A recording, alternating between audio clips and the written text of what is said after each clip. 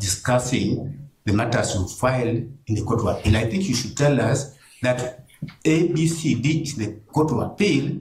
Now, therefore, what is the way forward? Because we're here for directions. Now, the way forward, therefore, the way forward we are seeking is whether it would be prudent and in good order for the court to proceed during the pendency of that matter. Thank you.